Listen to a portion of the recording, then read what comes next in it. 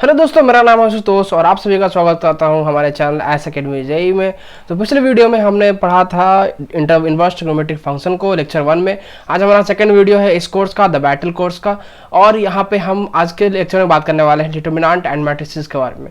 देखिए दोस्तों, जो मैंने टाइम टेबल बनाया है वहाँ पे एक आपको चेंज करना है, अपडेट करना है कि जो डिटर्मिनेंट और मैट्रिसेस को मैंने अलग अलग रखा था, डिटर्मिनेंट आज शाम में आने वाला था और मैट्रिसेस कल सुबह में आने वाला था, तो उन दोनों को मैंने मिक्स किया है और जो है वो मैं इस वीडियो में दोनों चैप्टर्स को एक साथ देने वाला हूं। तो कल सुबह में वीडियो नहीं आएगा, अभी आपको दोनों चैप्टर में करवा रहा हूं, ठीक है। तो इस वीडियो में हम लोग बात करने वाले डिटर्मिनेंट एंड मैट्रिसेस के बारे में। इस वीडियो को मैं स्टार्ट करने से पहले मैं आपको बताना चाहता हूं कि आप सपोर्ट जरूर कीजिएगा हमारे चैनल को। हम फ्री में आपको सब पूरा कोर्स दे रहे हैं और लाइक करना, शेयर करना बिल्कुल भी मत भूलिएगा। तो चलिए हम बिना टाइम वेस्ट किए हुए इस कोर्स को हम स्टार्ट करते हैं, इस लेक्चर को आज का स्टार्ट करते हैं। तो चलिए यहाँ पे सबसे पहले हम स्टार्ट करते हैं डिटर्मिनेंट से, उसके बाद मैट्रिक्स पढ़ेंगे, उसके बाद कुछ क्वेश्चन करेंगे, ठीक है। तो डिटर्मिनेंट सबसे पहले पढ़ना है हमें माइनर्स के बारे में। The minors of a given element of determinant is the determinant of the element which remain after deleting the row and the column in which the given element stand. सबसे पहले हमें समझना पड़ेगा what is row and what is column. अगर मान लीजिए हमारे पास कोई एक मैट्रिक्स दिया हुआ है, कोई डिटर्मिनेंट दिया गया है A1 B1 C1 A2 B2 C2 A3 B3 C3, ये डिटर्मिनेंट हमारे पास है। अब इसमें पता करना है कि रो और कॉलम क्या क्या होता है।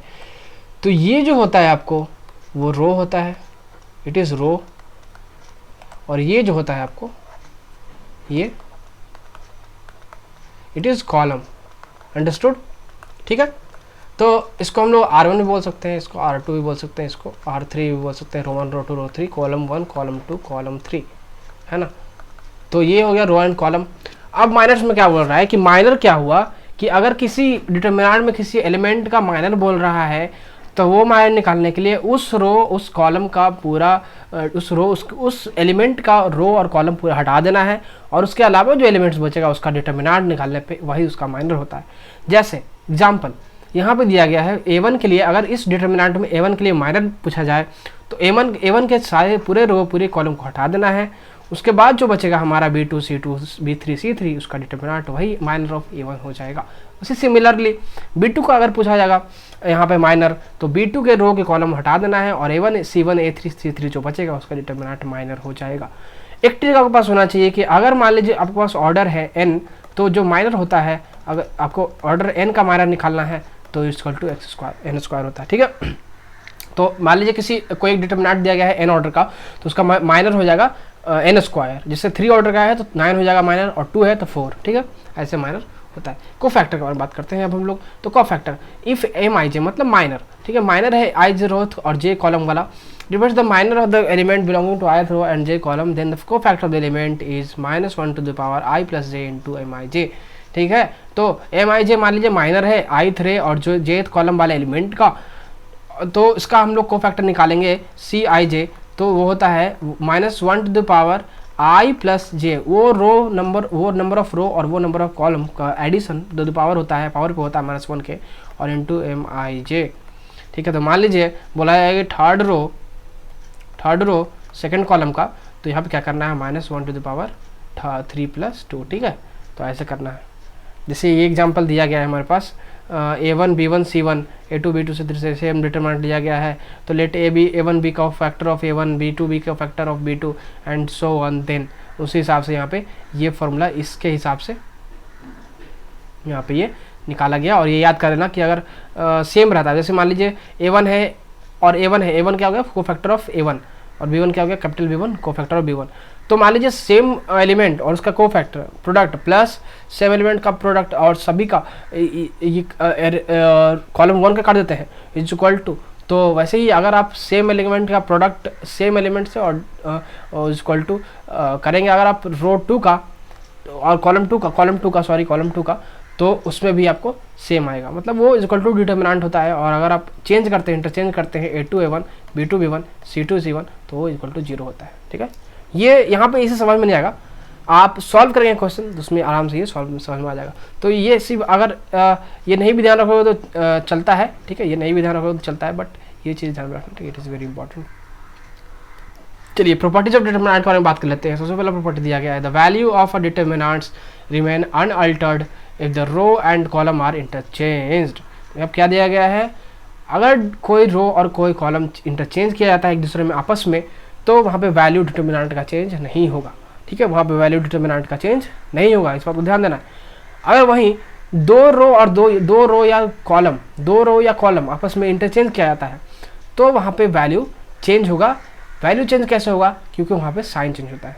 ठीक है, साइन वहाँ पे सिर्फ चेंज हो जाता है, वैल्यू चेंज नहीं होता। जैसे डी का यहाँ पे दिया गया है A1 A2 A3 B1 B2 B3 C1 C2 C3, तो और डी डैश मान लीजिए यहाँ पे दिया गया है A2 A1 A3 B2 B1 B3 C2 C1 C3। तो आप देख सकते हैं यहाँ पे रो को ट्रांसफॉर्म कर दिया गया है, रो 2 को रो 1 पे ले जाया गया है और रो 1 को रो 2 पे ले जाया गया है, तो यहाँ पे माइनस चेंज हो जाएगा। ठीक है, तो इस तरह से यहाँ पे ध्यान देना है प्रॉपर्टी को। नेक्स्ट प्रॉपर्टी को बढ़ते हैं, तो ये जो मैं प्रॉपर्टी डिस्कस कर रहा हूँ it is very very important, ये बहुत ज़्यादा इंपॉर्टेंट है। तो इन प्रॉपर्टीज़ को सबसे पहले आप याद कर लेना। ठीक है, properties of determinant should be in your mind. ये बहुत ज़्यादा क्वेश्चन सॉल्व कर देते हैं इजीली, आप डायरेक्ट क्वेश्चन सॉल्व कर सकते हैं इससे, डायरेक्ट क्वेश्चन इससे आते भी हैं। ठीक है, तो ये आप ध्यान में रखना। थर्ड प्रॉपर्टी की बात करें तो if a determinant has any two rows और कॉलम आइडेंटिकल और in same proportion then its value is 0। अगर दो रो दो कॉलम सेम होता है, ठीक है, सेम होता है या फिर सेम प्रोपोर्शन होता है। सेम प्रोपोर्शन मतलब रेशियो। ठीक है, सेम प्रोपोर्शन मतलब रेशियो। दो रो या दो कॉलम इक्वल हो गया या फिर रेशियो सेम हो गया तो यहाँ पे उस डिटर्मिनेंट का वैल्यू होता है 0। ठीक है, ये ध्यान में रखना। इफ़ ऑल द एलिमेंट्स, ये सब याद करने वाला है, बार बार बोल रहा हूँ मैं, याद कर लो। ठीक है, if all the elements of any row और column be multiplied by the same number then the determinant is multiplied by that number. ये चीज़ आपको पता ही है, ये आपको कोई डिटर्मिनेंट में हर एक एलिमेंट कोई रो का या कॉलम का किसी एक नंबर से मल्टीप्लाई किया जाता है। मान लो ऐसे दिया गया है, इसमें कोई मल्टीप्लाई करना नंबर, तो ये जो दिया गया है, ये जो मल्टीप्लिकेशन वाला वैल्यू होगा यही पूरा डिटर्मिनेंट से भी मल्टीप्लाई होता है। ठीक है, तो इस बात का ध्यान देना। देखिए यहाँ पे बोला जाता है कि मैथ्स में याद करने वाली चीज़ नहीं होता है, बट डिटर्मिनेंट मैथ्स में आपको कुछ कुछ चैप्टर्स होते हैं उसमें याद करने पड़ते हैं। वैसे ही मैं बोल रहा हूँ कि इसमें भी आपको याद करना है ये सब चीज़। ठीक है, पांचवा प्रॉपर्टी की बात करें तो यहाँ पे दिया गया है कि a1 + x b1 + y c1 + z, इसको हम लोग तोड़ के लिख सकते हैं a1 b1 c1 x + y + z। ये फॉर्मूला जो है, ये प्रॉपर्टी जो है बहुत ज़्यादा क्वेश्चन में यूज होता है, तो इस चीज़ को याद रखना। ठीक है, तोड़ सकते हैं हम लोग, अलग अलग कर सकते हैं। The value of determinant is not altered by adding to the element of any row और column the same multiplies of the corresponding elements of any row और column. Example a1 a2 a3 b1 b2 b3 c1 c2 c3। तो अगर किसी number से हम multiply कर देते हैं उसके सेकंड कॉलम वाले एलिमेंट को और उसको हम ऐड कर देते हैं फर्स्ट रो में, तो सेकंड रो वाले एलिमेंट को उसको ऐड कर देते हैं फर्स्ट रो में। ये रो कॉलम बहुत ज़्यादा मतलब कंफ्यूजिंग होता है इसमें, है ना, तो वही मुझे भी होता है, वो हर मुझे भी होता है। तो अगर ऐड कर देते हैं और वैसे ही सिमिलरली अलग सेकंड कॉलम में वैसे थर्ड कॉलम वैसे, तो क्या होता है कि जो वो डिटर्मिनेंट बनता है वो इक्वल होता है इनिशियल डिटर्मिनेंट से। ठीक है, अब मान लीजिए एम के जगह पर कोई भी नंबर आप ले लोगे, एम के जगह एन के जगह पर कोई भी नंबर ले लोगे, तो यहाँ पे ये जो है आप ध्यान देना, जैसे a1 है, a1 को हम ऐड कर देंगे कोई नंबर से मल्टीप्लाई करके a2 से, वैसे ही b1 को मल्टीप्लाई ऐड कर देंगे mb2 से। ठीक है, c भी वही cmb2 वही same number but second row. और ये ध्यान देना यहाँ पे नोट वाइल अप्लाइंग, ये प्रॉपर्टी अप्लाई करते टाइम ये ध्यान देना कि आपका जो कोई एक रो जो है आपका कोई एक रो या कॉलम जो है रिमेन अनचेंज्ड होना चाहिए, कोई एक रो या कोई एक कॉलम। ठीक है, वैसे ही अब a3 देखिएगा तो a3 में भी na1 कर सकते हैं, फिर b3 में nb1, तो ऐसे कीजिएगा तो आपको जो डिटर्मिनेंट के वैल्यू का सेम होता है। ठीक है, चलिए हम आगे बढ़ते हैं। अगला प्रॉपर्टी की और बात कीजिएगा तो if the elements of a determinant delta are rational function of x and two rows और columns become identical when x is equal to a then x minus a is a factor of delta determinant.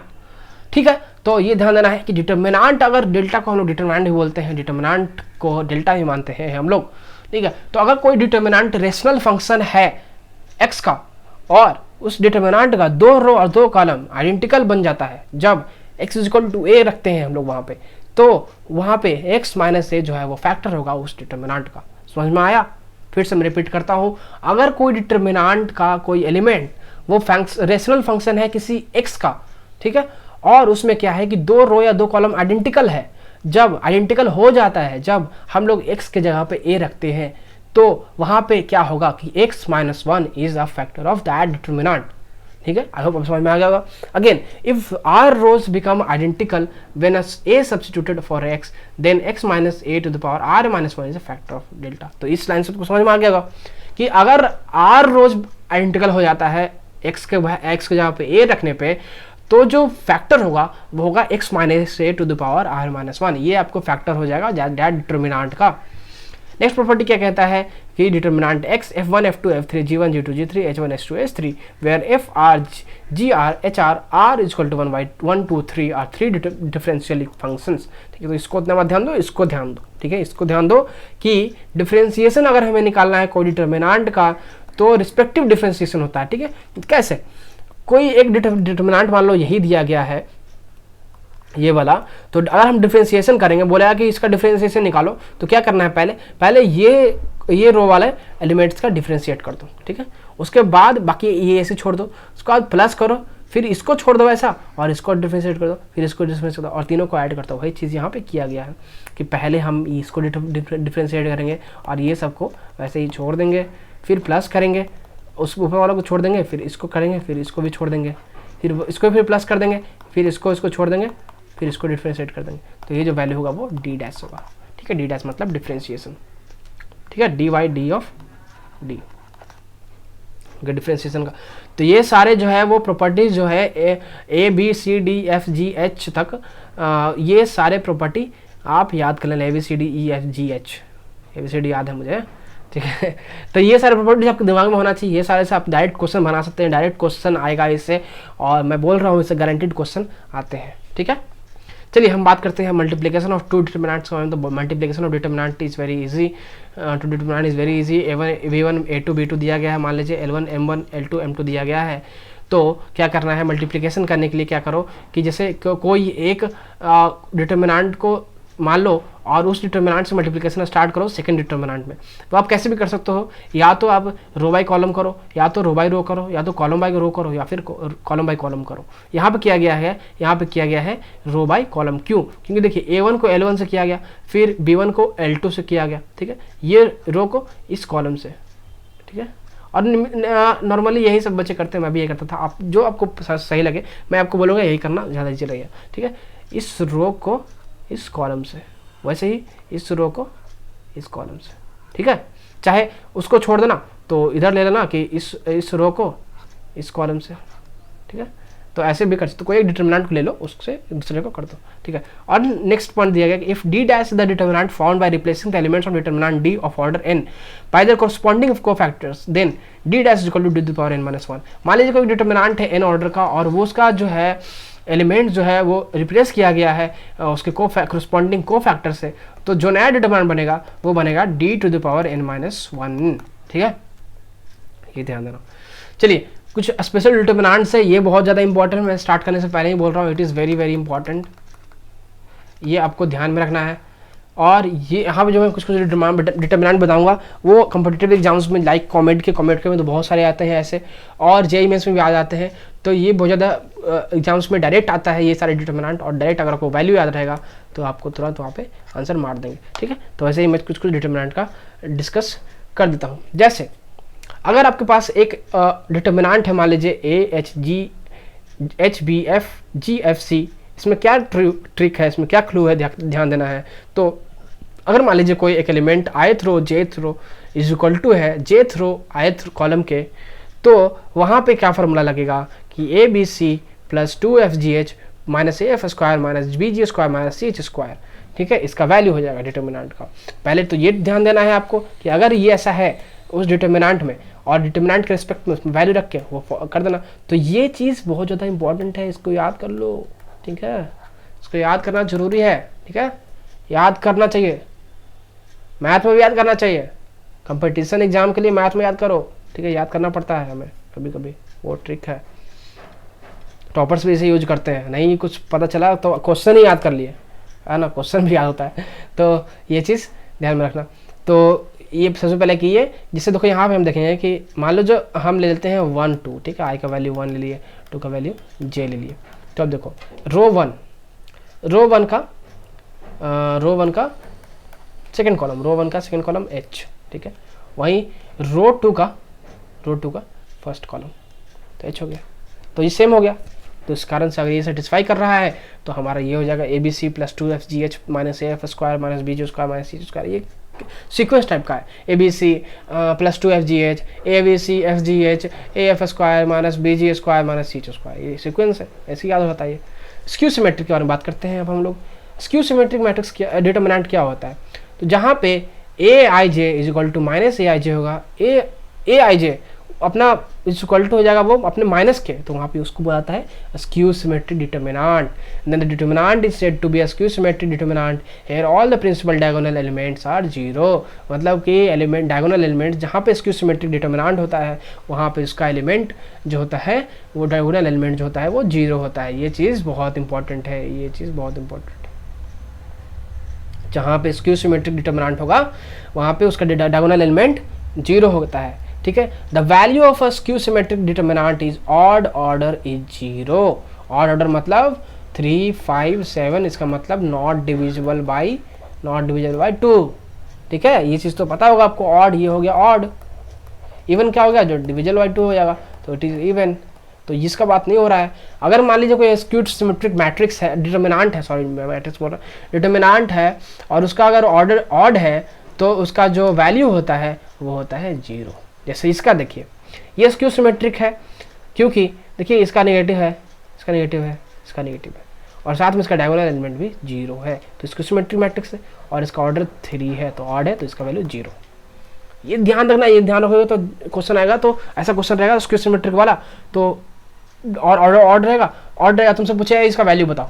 अब वहाँ दिमाग लगाते हुए नहीं ऐसे solve करेंगे, वैसे सॉल्व करेंगे, हम उसमें टाइम वेस्ट कर रहे हैं, बट उसका तो वैल्यू जीरो है। अगर जो बच्चे इस चीज़ को, इस पॉइंट को याद रखेंगे, इस पॉइंट को, वो क्या करेंगे, देखते ही यहाँ पे दिमाग लगाएंगे नहीं स्क्यू सिमेट्रिक है, यहाँ पे जीरो होगा प्रॉपर्टी के हिसाब से, स्पेशल डिटर्मिनेंट के हिसाब से जो तो आप अभी मैं बता रहा हूँ उसको ध्यान में रखो और बहुत अच्छे से याद करो इसको, और ध्यान में भी रखोगे तो एग्जाम में जाओगे तो पता चले, याद आएगा कि भैया नहीं आंसू भैया ने बताया था कि ये चीज़ होता है स्क्यू सिमेट्रिक मैट्रिक्स में, स्क्यू सिमेट्रिक डिटर्मिनेंट में, डिटर्मिनेंट स्क्यू सिमेट्रिक डिटर्मिनेंट में जीरो होता है वैल्यू अगर ऑर्डर ऑड होगा तो, ठीक है।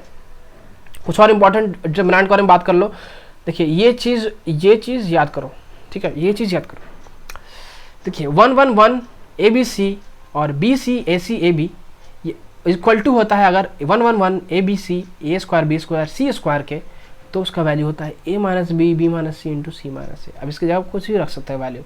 ऐसा क्वेश्चन डायरेक्ट आता है कॉम्पिटिटिव में, मुझे डायरेक्ट क्वेश्चन नहीं मिला था, मैं एग्जाम दे रहा था, मुझे भी मिला था, ये हर एक ईयर रिपीट होता है टाइप का क्वेश्चन, और ये बहुत बहुत बहुत इंपॉर्टेंट है, बहुत बहुत बहुत बहुत बहुत इंपॉर्टेंट है, ठीक है। तो इसको याद कर लेना बउआ, लर्न, ठीक है। तो अगर 1 1 1 ABC BC AC AB 1 1 1 ABC A square B square C square रहेगा तो उसका वैल्यू होगा A minus B into B minus C into C minus A, ठीक है। वैसे ही अगर A 1 1 1 ABC AQ BQ CQ रहेगा तो A minus B into B minus C into C minus A तक आएगा, उसका बाद इसमें मल्टीप्लाई हो जाएगा A plus B plus C, ठीक है। तो इस सीक्वेंस तक पर चलता है, अगला मैं बढ़ूंगा तो वही सीक्वेंस चलेगा, जैसे A 1 1 1 A square B square C square और AQ BQ CQ रहेगा तो इसको कर दोगे A minus B B minus C into C minus A, यहाँ तक रहेगा और रिपीट हो जाएगा, उसके बाद यहाँ पे ये आ जाएगा A B plus B C plus C A। तो 1 1 1 A B C A power 4 B power 4 C power 4 अगर रहेगा तो यहाँ पे भी A minus B B minus C into C minus A तक रहेगा, बाद में हो जाएगा A square plus B square plus C square minus A B minus C B C minus C A। इसका याद करो कैसे हुआ, तक क्योंकि इसके अगर A प्लस B पावर 4 का फॉर्मूला निकालते हो तो उसमें ये आता है, ठीक है। तो ये भी आप ये दोनों भी याद कर लो, ठीक है। ये 4-5 कुछ जो मैंने स्पेशल डिटर्मिनेंट बताया है वो सब के दिमाग में होना चाहिए ताकि आपके एग्जाम में तुरंत स्ट्राइक करे और बहुत अच्छा मार्क्स आएगा। देखो यही सब कारण से, यही सब जो ट्रिक आप याद रखते हो, यही सब जो कॉन्सेप्ट याद रखते हो, प्रॉपर्टी याद रखते हो, यही सब कारण से आपका स्पीड बढ़ता है और कम टाइम में ज़्यादा क्वेश्चन सॉल्व कर पाते हो। इसलिए मैं बोल रहा हूँ याद कर लो इस सब चीज़ को, ठीक है। वहाँ बोर्ड का एग्जाम देने में भले आपको प्रूफ करने के लिए पूछा जाएगा, बट वहाँ प्रूफ करने नहीं, डायरेक्ट आपको पूछा जाएगा, तो वहाँ ये नहीं मैटर करता कि आप कितना टाइम लगा रहे हैं सॉल्व करने के लिए, ये मैटर करता है कितना टाइम लगा रहे हैं सॉल्व करने के लिए, उससे आपका ज़्यादा क्वेश्चन सॉल्व होगा अगर कम टाइम में सॉल्व करते हैं इसको। तो ये मैटर करता है कि आपका आंसर क्या आता है, ठीक है। वो ये नहीं देखना कि आप कैसे प्रूव कर रहे हैं या नहीं कर रहे हैं, आंसर आपका देखना चाहते हैं। तो अगर आप आंसर याद कर लो तो इस डिटर्मिनेंट्स का, तो यहाँ पे आपको बहुत अच्छा मार्क्स आएगा। चलिए हम आगे बढ़ते हैं। हम आगे कि सिस्टम ऑफ इक्वेशन के बारे में बात करेंगे डिटर्मिनेंट का। तो system of equation involving two variable, पहले बात करते हैं टू वेरिएबल का। तो टू वेरिएबल अगर रहेगा तो कंसिस्टेंट होता है एक, और एक इनकंसिस्टेंट होता है। कंसिस्टेंट मतलब जहाँ पे सॉल्यूशन होता है कुछ ना कुछ, और इनकंसिस्टेंट मतलब जहाँ पे कोई सॉल्यूशन नहीं होता। इसका कंडीशन होता है, तीन तरह का कंडीशन होता है। a1/a2 is not equal to b1/b2, फिर या तो दो इक्वल होगा, तीसरा के इक्वल नहीं होगा, या तो फिर हो जाएगा a1/a2 इज इक्वल टू, तीनों इक्वल हो जाएगा, है ना, तीनों इक्वल हो जाएगा। तो ये तीन कंडीशन पे system of equation of two variable चलता है डिटर्मिनेंट का। ये कब होगा? अगर ये मान लीजिए ये तुम्हारे पास दिया गया है टू वेरिएबल का सिस्टम ऑफ इक्वेशन, उसमें बोला जाएगा सिस्टम ऑफ इक्वेशन पहले निकालना है नंबर ऑफ सॉल्यूशन। तो सबसे पहले तुम दिमाग में लगाना, चेक करना है तुमको, क्या चेक करना है? ये तीन कंडीशन चेक करना है, ठीक है, ये तीन कंडीशन चेक करना है। ये तीन कंडीशन चेक करने में अगर तुम्हारा ये आ गया कि दो को चेक करना, अगर दोनों नॉट इक्वल आया तो ये हो जाएगा कंसिस्टेंट में यूनिक सॉल्यूशन, ठीक है, यूनिक, और ये हो जाएगा कंसिस्टेंट, ठीक है, कंसिस्टेंट में यूनिक सॉल्यूशन। अगर ये आ जाता है तो ये आपको हो जाएगा इनकंसिस्टेंट, मतलब नो सॉल्यूशन, मतलब नो सॉल्यूशन, ठीक है, मतलब नो सॉल्यूशन। और ये अगर आपको आ जाता है तीनों इक्वल तो ये इनफाइनाइट सॉल्यूशन हो जाता है, इनफाइनाइट, ठीक है, इनफाइनाइट सॉल्यूशन। और ये आपको हो जाएगा कंसिस्टेंट, ठीक है। अब देखो, इससे नंबर लाइन पे पूछा जाता है कि अगर यूनिक रहेगा, जहाँ देखिए कोई एक सॉल्यूशन जहाँ कहाँ मिलता है, कहाँ, जहाँ लाइन एक जगह इंटरसेक्ट करता है। तो इसीलिए यूनिक सॉल्यूशन कंसिस्टेंट होने के लिए एक इंटरसेक्शन, इनकंसिस्टेंट के लिए पैरेलल होता है। यहाँ पे कोई सॉल्यूशन नहीं, कोई इंटरसेक्शन नहीं होगा तो कोई सॉल्यूशन नहीं होगा। और इनफाइनाइट सॉल्यूशन के लिए कोइंसिडेंट, मतलब एक दूसरे पे, ठीक है, कोइंसिडेंट लाइन। तो ये सब चीज़, यही चीज़ यहाँ पे दिया गया है इतने दूर में, इसको पढ़ लेना खुद से, मैंने यहाँ पर समझा दिया है ये चीज़। और ये बहुत ज़्यादा ईजी है। सबसे पहले तो निकालना, चेक करना कि a1/a2 is equal to b1/b2 और नॉट इक्वल। अगर नहीं इक्वल है तो यूनिक सॉल्यूशन हो जाएगा, अगर तीनों इक्वल है तो इनफाइनाइट हो जाएगा, और तीनों में से दो इक्वल है, एक तीसरा के नॉन इक्वल है, तो वो हो जाएगा इनफाइनाइट, इनकंसिस्टेंट, नो सॉल्यूशन। और यूनिक के लिए इंटरसेक्शन, और फिर इनफाइनाइट के लिए कोइंसिडेंट, और नो सॉल्यूशन के लिए पैरेलल लाइन, ठीक है। अब इसका सॉल्यूशन निकालना है हमको। तो सॉल्यूशन निकालने के लिए x और y का वैल्यू निकालना है। तो डिटर्मिनेंट 1 निकालना, डिटर्मिनेंट 2 निकालना। डिटर्मिनेंट 1 मतलब 1 का एलिमेंट छोड़ के और a1 a2 छोड़ के, फिर डिटर्मिनेंट 2 मतलब b1 b2 छोड़ के, डिटर्मिनेंट मतलब c1 c2 छोड़ के। और वैसे ही x का वैल्यू हो जाता है determinant 1 by determinant, determinant 2 by determinant y का वैल्यू हो जाता है। तो ये आपका वैल्यू आ जाता है, ठीक है। तो इधर ये याद रखो, याद रखो, तो दोनों में से कोई काम चल जाएगा। बट याद तो करना है, ये चीज़ पूरा याद करना है टेप को, ये आपको पूरा चीज़ याद करना है, ठीक है। यहाँ पर मैंने जो नोट्स दिए वो बहुत इंपॉर्टेंट है, और मैं इसी नोट से पढ़ा था, ठीक है। मैं अपने टाइम में बहुत ज़्यादा हेल्पफुल नोट है, इसलिए मैंने सोचा कि इसी नोट से आपको पढ़ा देता हूँ। System of equation involving 3 variable. देखो ये बहुत ज़्यादा इंपॉर्टेंट है, ये बहुत ज़्यादा ट्रिकी भी है, 3 वेरिएबल्स का। तो यहाँ पे 3 वेरिएबल्स है, तो उस तरह का सबसे पहले तो 3 वेरिएबल्स वाला इक्वेशन ऐसा होता है, ये आप ध्यान में रख लो, ठीक है। अब इसको to solve this equation system we first define following determinant. पहले सॉल्व करने से पहले डिफाइन करना है। जैसे तो डेल्टा निकालोगे तो डेल्टा निकालने के लिए d1 d2 d3 हटा देना, डेल्टा 1 निकालने के लिए a1 a2 a3 निकाल देना, और डेल्टा 2 निकालने के लिए b1 b2 b3 निकाल देना, और डेल्टा 3 निकालने के लिए c1 c2 c3। तो उससे डेल्टा निकल गया। अब इसके बाद आगे क्या ध्यान देना है कि चेक करना है कि हमारा डेल्टा का वैल्यू क्या आता है, डेल्टा का वैल्यू क्या आता है। तो डेल्टा का वैल्यू क्या आता है उस पर डिपेंड करेगा। अगर डेल्टा का वैल्यू नॉट जीरो होता है तो ये कंसिस्टेंट होता है और यूनिक सॉल्यूशन होता है, ठीक है, यूनिक सॉल्यूशन। अगर डेल्टा का वैल्यू जीरो हो जाएगा उसके बाद आपको डेल्टा 1 फिर चेक करना पड़ेगा, डेल्टा 2 चेक करना पड़ेगा, डेल्टा 3 चेक करना पड़ेगा, ठीक है। तो सबसे पहले तो ये निकालना कि डेल्टा 1 अदर जीरो हो रहा है या फिर zero not equal to zero हो रहा है। अगर नॉट इक्वल टू जीरो हो जाएगा तो यूनिक सॉल्यूशन, और जीरो हो रहा है तो वहाँ पर डेल्टा 1 डेल्टा 2 डेल्टा 3 निकालो। उसके बाद क्या ध्यान देना है कि डेल्टा 1 और डेल्टा 2 डेल्टा 3 अगर नॉट जीरो हो जाता है तो वहाँ पे इनकंसिस्टेंट हो जाएगा, तो उसके बाद तो बात खत्म हो जाता है। लेकिन अगर वहीं डेल्टा 1 डेल्टा 2 डेल्टा 3 अगर जीरो हो जाता है फिर उसको सॉल्व करना पड़ेगा आपको, ठीक है। वहाँ पे सॉल्व कैसे भी आप कर सकते हैं, बट यहाँ पे आपको एक ट्रिक है कि जेड का यहाँ पे टी रखना और एनी कोई दो इक्वेशन को सॉल्व कर देना, एक्स और वाई का वैल्यू मिल जाएगा इन टर्म्स ऑफ टी, और उस टी को जो है सेटिस्फाई करा देना थर्ड इक्वेशन में, फिर आपका सब आ जाएगा, ठीक है।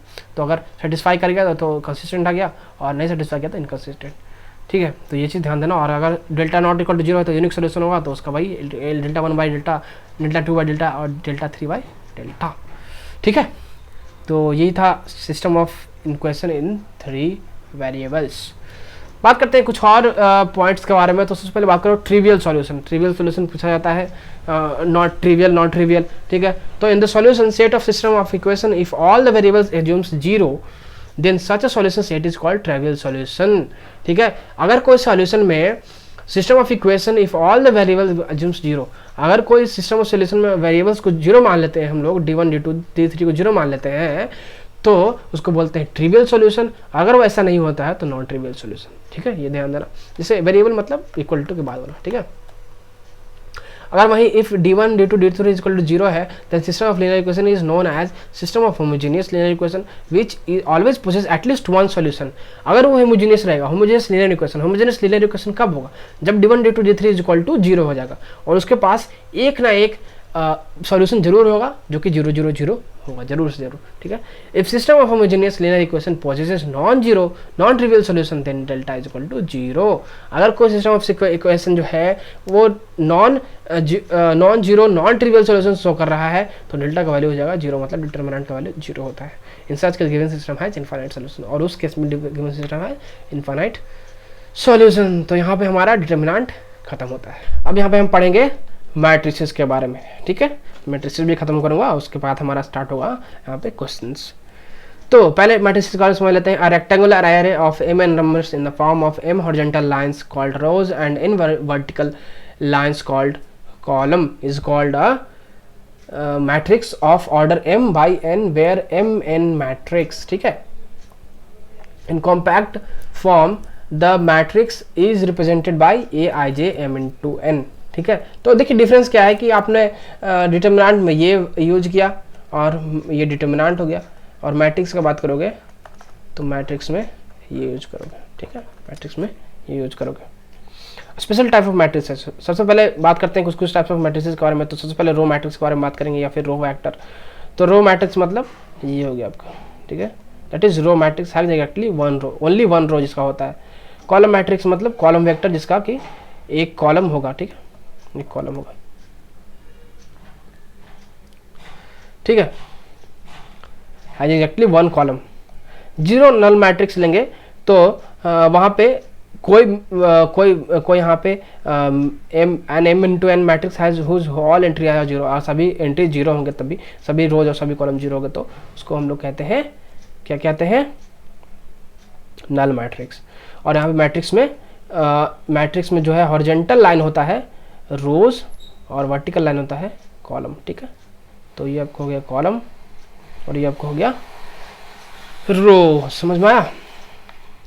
चलिए वही डिटरमिनेंट में भी था भाई ना, समझ में आपको आना चाहिए, ठीक है। चलिए अब बात करते हैं हम लोग हॉरिजॉन्टल मैट्रिक्स के बारे में।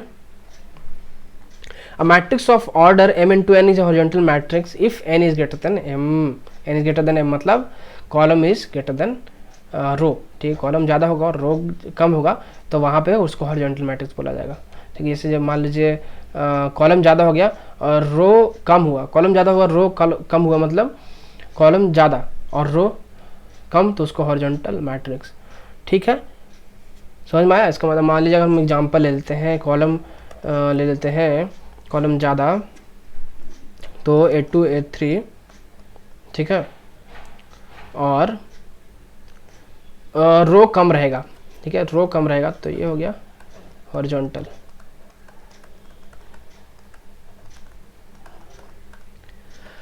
तो ये आपको हो गया हॉरिजॉन्टल मैट्रिक्स, ठीक है। रो कम हो गया, जैसे यहाँ पे कॉलम हो गया 1 और रो 0, कॉलम 2 ले लेते हैं,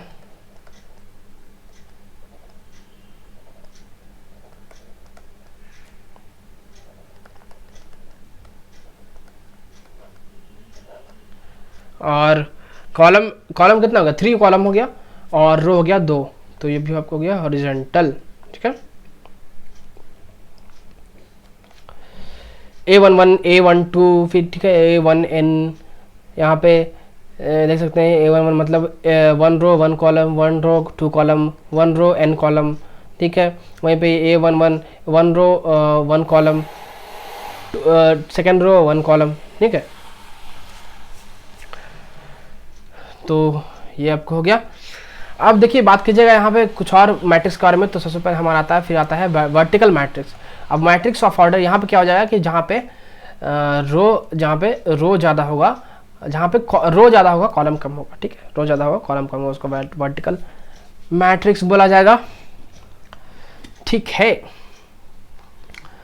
ऑर्डर एन यहाँ पे डाउट आपको होता होगा, रो और कॉलम समझने में डाउट होता होगा, मुझे भी होता है, ठीक है। वर्टिकल मतलब जहाँ पे रो ज़्यादा, ठीक है। अब मान लीजिए हम 2 रो ले लेते हैं, रो ज़्यादा हो गया, अब एक ही कॉलम हमने लिया, ठीक है। तो ये वर्टिकल हो गया, तो रो 1 रो 2 और ये कॉलम हो गया, तो ये वर्टिकल। या इसका मतलब ये हो जाता होगा कि रो 1 रो 2 और ये एक कॉलम, सिर्फ एक कॉलम, तो ये वर्टिकल नहीं हो सकता है। तो इसलिए रो 1 ये समझना कि आप ये रो कॉलम होता है, ठीक है। चलिए समझने के लिए था। स्क्वायर मैट्रिक्स के बारे में बात करेंगे कि अगर ऑर्डर n है तो if number of rows is equal to number of column है then matrix is square matrix. अगर ऑर्डर n ऑर्डर का मैट्रिक्स है और अगर रोज ऑफ नंबर और नंबर ऑफ कॉलम इक्वल है तो उसको स्क्वायर मैट्रिक्स बोलते हैं। The pair of elements aij and aj are called conjugate elements, ठीक है। अब जब एक रो एक कॉलम का एलिमेंट और दूसरे कॉलम का एलिमेंट अगर ले लोगे, उन दोनों का पेयर करोगे तो वो कॉन्जुगेट एलिमेंट्स को बोला जाता है। ये सब चीज़ ध्यान रखने वाला, बस इसका कोई यूज नहीं है क्वेश्चन सॉल्विंग में। The elements A11 A22 A33 ANN are called diagonal elements. The line along which the diagonal elements lie is called principal और लीडिंग डायगोनल, ठीक है। The line along which the diagonal element is lie, ठीक है। जैसे diagonal element आपको पता है कि किसी भी मैट्रिक्स या डिटरमिनेंट में इसको डायगोनल एलिमेंट बोलते हैं, और ये लाइन जिसके अलॉन्ग, ये लाइन जो है इसको लाइन बोला जाता है प्रिंसिपल और लीडिंग डायगोनल, ठीक है। प्रिंसिपल और लीडिंग डायगोनल, ठीक है। The quantity sigma ai trace of matrix written as DRA। अब ट्रेस ऑफ मैट्रिक्स क्या होता है, तो सिग्मा ऑफ आई, ठीक है। आई मतलब सेम रो या सेम कॉलम का जो सम होता है, सेम रो यहाँ बोला गया है, तो सेम रो का जो सम होता है उसको ट्रेस ऑफ गिवन मैट्रिक्स बोला जाता है, ठीक है। ट्रेस ऑफ मैट्रिक्स बोला जाएगा तो सम ऑफ सेम रो एलिमेंट्स, ठीक है। Sum of same row elements, सभी एलिमेंट्स को सेम रो का उसको ऐड कर देना, तो वो हो जाएगा ट्रेस ऑफ मैट्रिक्स।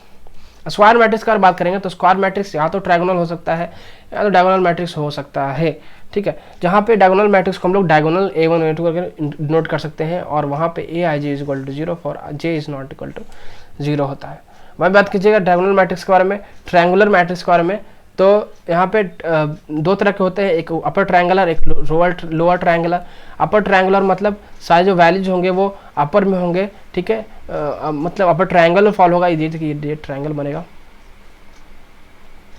ये ऐसे ट्रायंगल बनता है, ठीक है। ये ऐसे ट्रायंगल बनता है, तो ये अपर ट्रायंगल हो गया, और ये आपको लोअर ट्रायंगल हो जाएगा, ठीक है। ये लोअर ट्रायंगल मतलब जीरोज ऊपर, ठीक है, और लोअर ट्रायंगुलर में जीरोज ऊपर और अपर ट्रायंगुलर में जीरोज नीचे, ठीक है। अब डायगोनल मैट्रिक्स में आइएगा तो या तो स्केलर मैट्रिक्स होगा या यूनिट या आइडेंटिटी मैट्रिक्स को हम लोग बोलते हैं, ठीक है। तो अगर स्केलर मैट्रिक्स होगा तो डायगोनल एलिमेंट को छोड़ के सारे एलिमेंट 0 हो जाएंगे, और यूनिट में if A1 A2 if A1 A1 A2 A2 A22 A33 is equal to 1, ठीक है।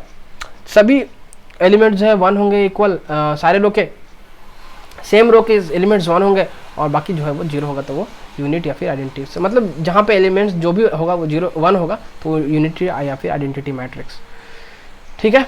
नोट करना है आपको कि minimum number of zeros in triangular matrix of order n is equal to n into n minus 1/2। Minimum number of order zeros कितना होना चाहिए एक ट्रायंगुलर मैट्रिक्स में, अगर मान लीजिए n ऑर्डर का है तो उसका होना चाहिए n इंटू n माइनस 1/2, इतना मिनिमम नंबर ऑफ जीरो होना चाहिए किसी भी ट्रायंगुलर मैट्रिक्स में। जैसे मान लीजिए 3 का हम ले लेते हैं, n इज इक्वल टू 3 ले लेते हैं, तो आप नंबर ऑफ जीरोज कितना होना चाहिए 3 इंटू 3 माइनस 1 डिवाइडेड बाई 2, ठीक है। तो ये हो जाएगा 3 हमारा, तो यहाँ पे 3 जीरोज होना चाहिए। minimum number of zeros in a diagonal matrix of order n is equal to n into n minus 1। minimum of zero in triangle और diagonal में होने के लिए n into N minus one, diagonal में होने के लिए n माइनस वन, ठीक है। ट्रायंगुलर के लिए n into N minus one by two और डायगोनल के लिए n into N minus one. Equality of matrices के बारे में बात कर लेते हैं हम लोग यहाँ पे, ठीक है। तो इक्वलिटी ऑफ मैट्रिसेस में क्या दिया गया है कि अगर मान लीजिए ए का वैल्यू ए आई जे है और बी का वैल्यू बी आई जे है, वो दोनों इक्वल है और both have the same order या फिर for each pair i and j, ठीक है, ये इक्वल हो जाएगा, ए आई जे या फिर बी आई जे दोनों इक्वल हो जाएगा, तो उसको हम लोग बोलते हैं इक्वल मैट्रिक्स, ठीक है। इक्वल मैट्रिक्स या तो सेम ऑर्डर का होगा, ठीक है, दो डिटर्मिनेंट या तो सेम ऑर्डर का होगा या फिर दोनों डिटर्मिनेंट का सेम एलिमेंट का सेम वैल्यू होगा, ठीक है। अलजेब्रा बात करना है मैट्रिक्स के बारे में, एडिशन मल्टीप्लिकेशन सब्ट्रैक्शन के बारे में। तो एडिशन दो मैट्रिक्स का ए i J plus B I J होता है सेम रो सेम कॉलम का element of first determinant matrix plus same first row same row of same column of second matrix का एडिशन हो जाता है, उसको हम लोग एडिशन ऑफ मैट्रिक्स बोलते हैं। एडिशन वैसे कर सकते हैं। Addition of matrices is commutative. Commutative लोग क्या कहता है कि a प्लस बी अगर रहेगा तो वो इक्वल हो जाएगा b प्लस ए के, ठीक है। इंटरचेंज हम लोग कर सकते हैं। Matrix addition is associative. Matrix addition क्या होता है, वो होता है एसोसिएटिव, मतलब a plus B plus C तो करेंगे तो इसको हम लोग देख सकते हैं प्लस बी प्लस सी भी ले सकते हैं। तो ये सिमिलर, ये सब इजी फार्मूला, ये सब इजी कॉन्सेप्ट को याद रखना है आपको। Multiplication of matrix by a square. Multiplication of matrix bye scalar निकालना है। तो अगर आप किसी मैट्रिक्स को किसी भी एक नंबर से मल्टीप्लाई करते हैं, किसी भी एक वेरिएबल किसी भी एक कांस्टेंट से मल्टीप्लाई करते हैं, तो वो जो है वो नंबर सभी एलिमेंट्स में मल्टीप्लाई होंगे, ठीक है। जैसे यहाँ पे के से मल्टीप्लाई किया तो वो के सभी में मल्टीप्लाई होंगे, तो ये भी आपको याद रखना है। Multiplication of matrices row by column.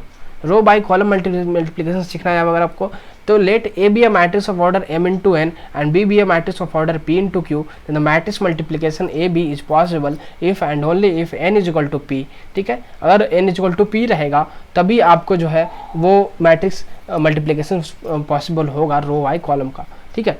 जैसे देखिए लेट m इंटू एन है और a is equal to a i J है और b n इंटू p है, वो b आई जे है, then order of A B is m into p, ठीक है। And A B I J, A B का जो ऑर्डर होगा वो m इंटू पी हो जाएगा, m इंटू पी, क्योंकि n जो है वो यहाँ पे कॉमन है, ठीक है।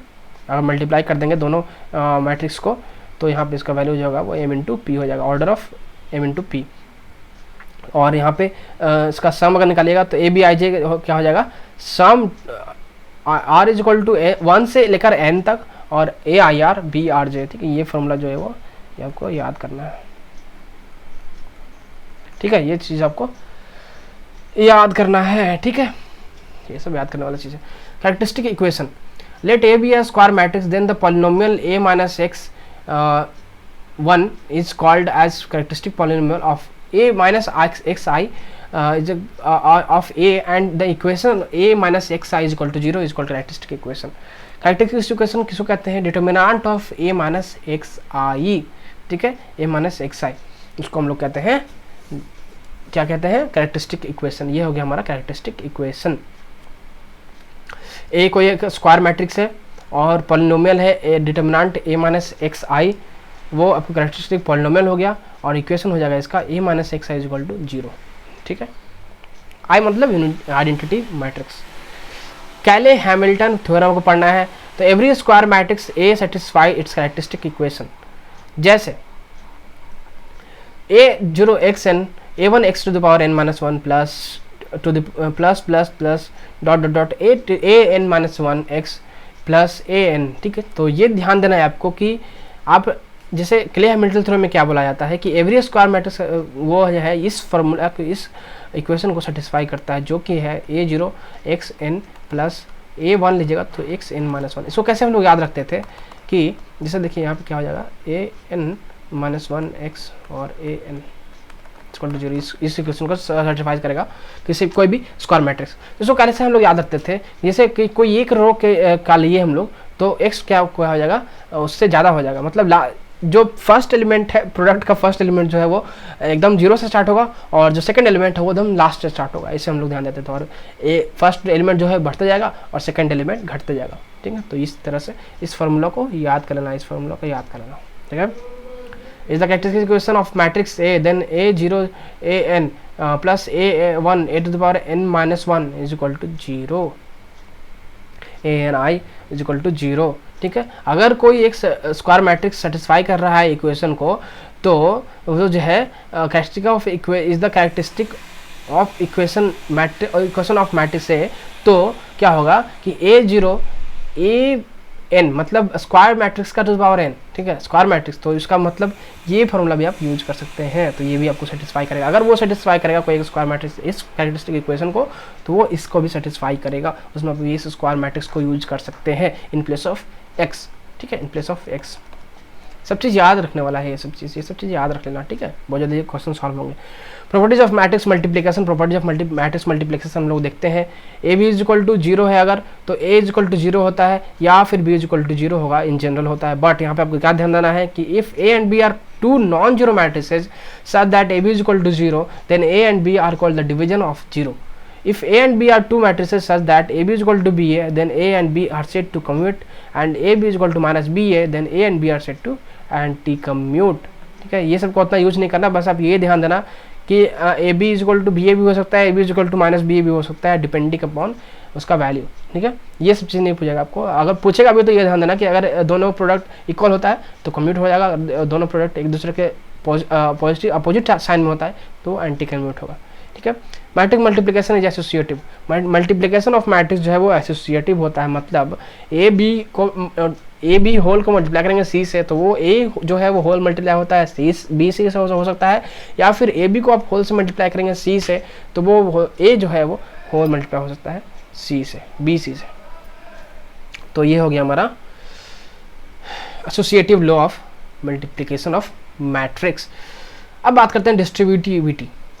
ए इंटू बी प्लस सी अगर है, अगर हम ए को मल्टीप्लाई करेंगे बी प्लस सी से, तो ए तो बी से भी हो सकता है प्लस ए सी से हो सकता है, तो बहुत ज़्यादा ईजी है, ये नॉर्मली होता है हमारा इक्वेशन में, ठीक है। और वही बात कीजिएगा ए प्लस बी को हम सी से करेंगे तो ए सी से होगा और बी सी से होगा, तो ये नॉर्मली भी हो गया, ठीक है। Provided A B C are conformable for respective products, ठीक है।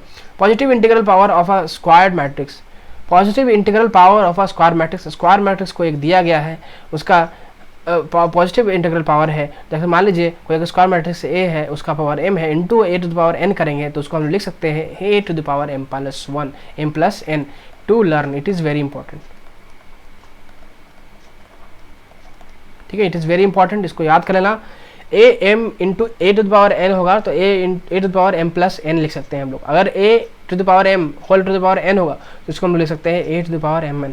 अगर i to the power m होगा तो उसको हम लोग i लिखेंगे, क्योंकि m n जो है वो नेचुरल नंबर है, और किसी भी पावर कोई एक आइडेंटिटी मैट्रिक्स यूनिट मैट्रिक्स का कितना ही पावर ले लो वो आइडेंटिटी मैट्रिक्स या यूनिट मैट्रिक्स ही होगा। ऑर्थोगोनल मैट्रिक्स का बात करेंगे कि square matrix is said to be orthogonal matrix if A into A to the power transpose A transpose is equal to I. Orthogonal matrix क्या होता है, अगर कोई एक स्क्वायर मैट्रिक्स ए है तो उस स्क्वायर मैट्रिक्स को अगर मल्टीप्लाई करते हैं हम लोग उसके ट्रांसपोज से तो वो हो जाता है आई, ठीक है, आई हो जाता है। उसमें ध्यान देना है the determinant value of orthogonal matrix is either 1 और -1। और जो ऑर्थोगोनल मैट्रिक्स होता है उसका वैल्यू या तो 1 हो सकता है या फिर -1 हो सकता है। Hence orthogonal matrix is always invertible, इसलिए हमेशा ऑर्थोगोनल मैट्रिक्स इन्वर्टिबल होता है।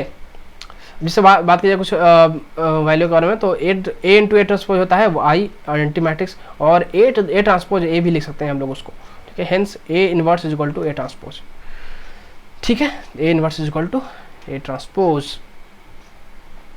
तो ये चीज़ याद रखना, ठीक है, ये भी चीज़ याद रखना बहुत इंपॉर्टेंट है। स्क्वायर मैट्रिक्स का ऑर्थोगोनल मैट्रिक्स कब होता है, a into a transpose equal to identity matrix हुआ तब, ठीक है।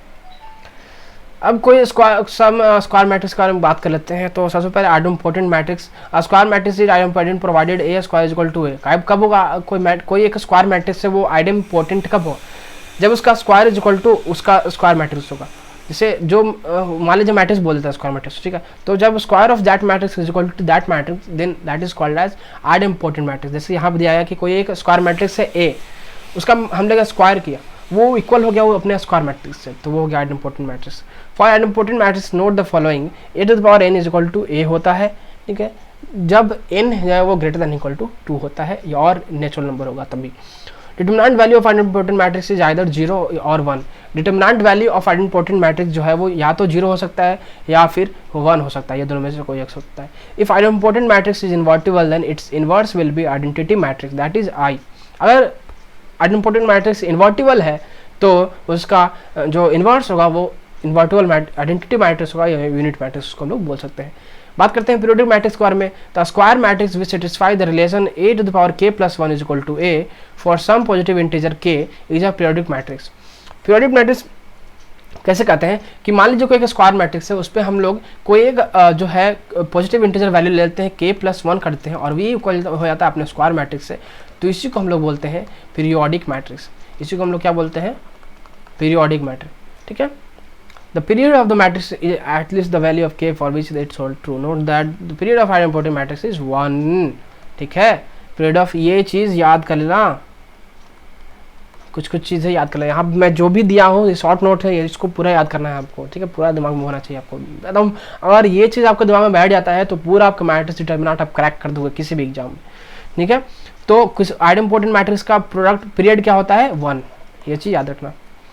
नील इंपॉर्टेंट मैट्रिक्स के बारे में बात करेंगे तो square matrix is said to be nil important matrix of order m is belonging to natural number if 8m to the power m is equal to 0। Nil important matrix किसे कहते हैं?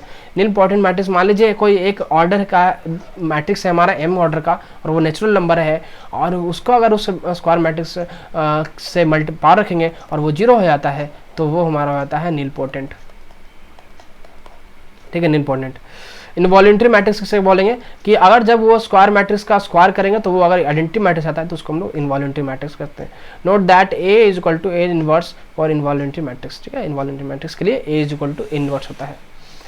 If a and b are square matrices for same order and A B is equal to B A then a plus B, ये formula आप याद कर लेना। अगर a और b स्क्वायर मैट्रिक्स है सेम ऑर्डर का और a b is equal to B ए होता है तब उसका फॉर्मूला ये होता है कि a plus B to the power n is equal to, वही याद करना है आपको, वही एक घटेगा एक बढ़ेगा। ठीक है, nc0 a to the power n plus nc1 a to the power n minus 1 b and so on ncn b to the power n। थोड़ा मेरा हैंड राइटिंग प्रॉब्लम है, वो थोड़ा समझ लेना, इम्प्रूव हो जाएगा। स्टार्टिंग में ये मेरा फर्स्ट टाइम है मैं पढ़ा रहा हूँ कहीं भी, ना मैंने कहीं पढ़ाया है ना, मैं सिर्फ फर्स्ट टाइम पढ़ा रहा हूँ, इसलिए थोड़ा मैनेज कर लेना। ठीक है, थोड़ा दिन में इम्प्रूव हो जाएगा। चलिए हम आगे बढ़ते हैं। तो अब बात करते हैं हम लोग ट्रांसपोज ऑफ अ मैट्रिक्स के बारे में। अब यहाँ पे बताया जा रहा है changing rows and column. Let A be any matrix of order m into n then a transpose is equal to a dash is equal to a ij। ठीक है, और a i J, a transpose और a i j is equal to A transpose और a dash में हम लोग उसको लिख सकते हैं is equal to matrix of a i जे। ठीक है, जहाँ पे आई जो है वो ग्रेटर देन इक्वल टू 1 होगा, less than equal to n, और j is equal to greater than equal to 1 but less than equal to m of order n m।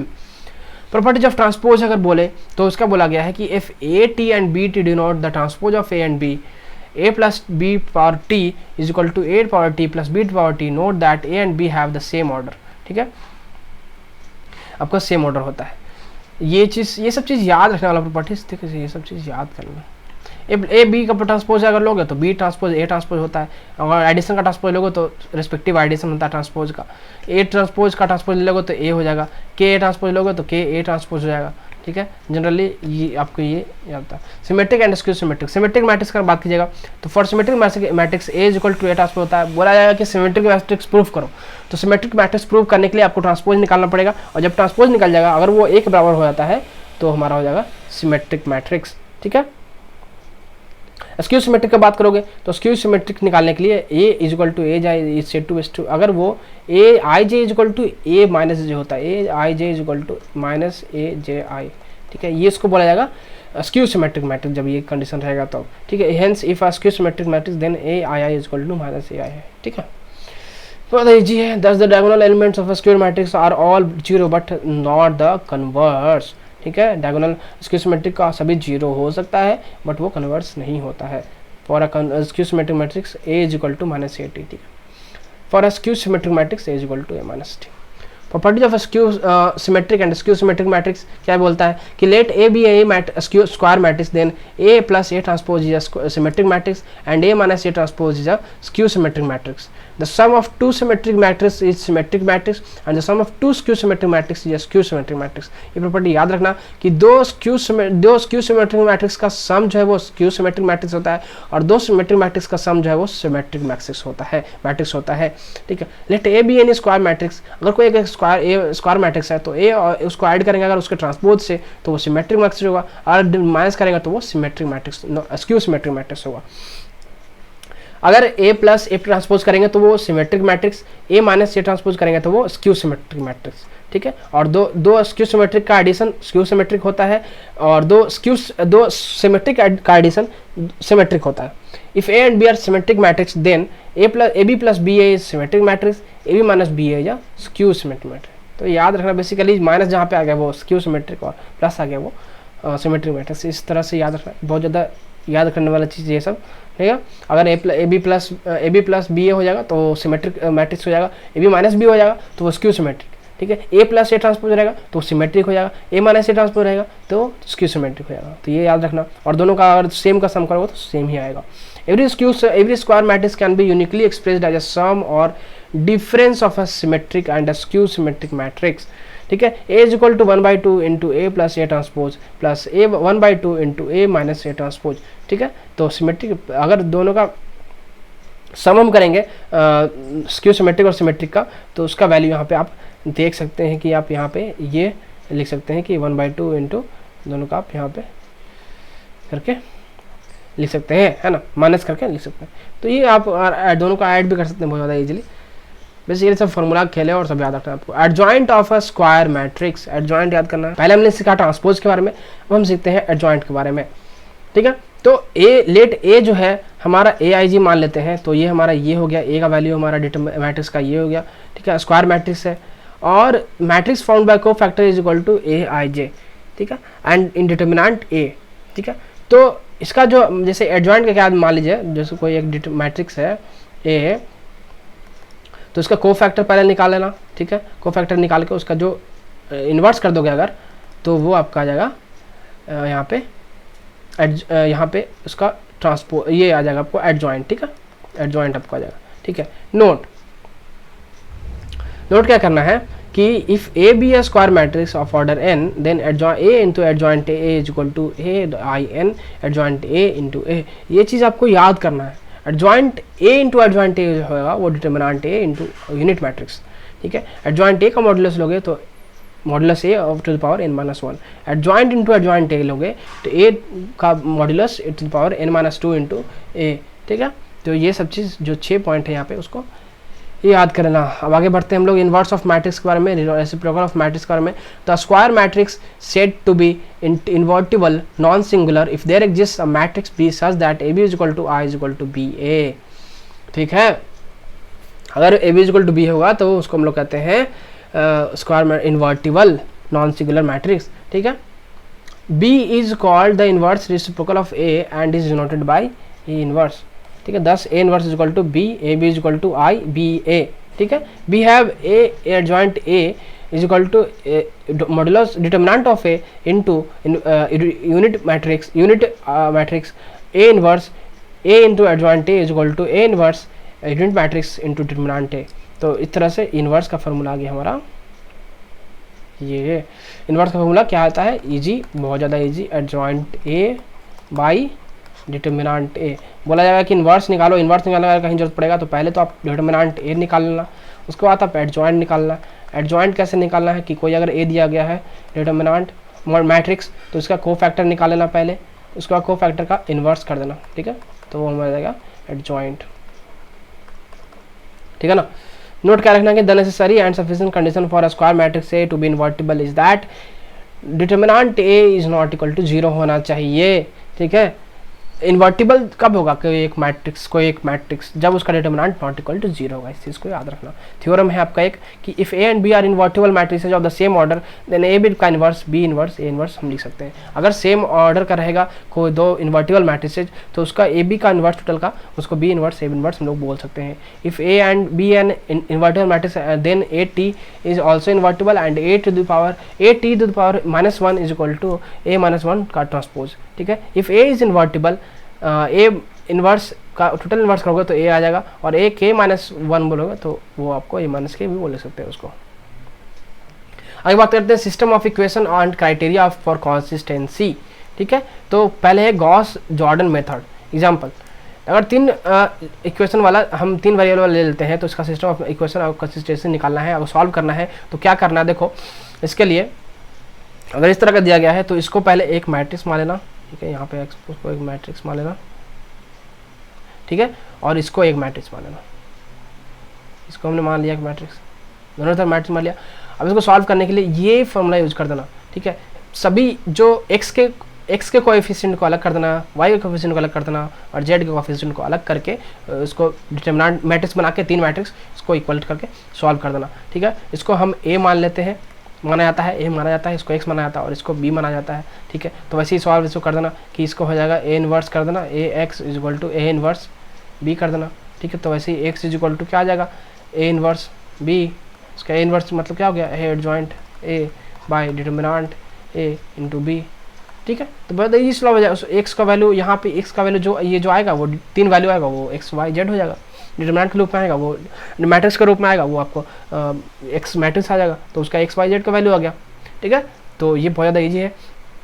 और देखिए जब हमारा आ जाता है x का वैल्यू और उस मैट्रिक्स का वैल्यू हमारा जब आ जाता है, तो अगर determinant of a is not equal to 0 होगा तो system is consistent having unique solution.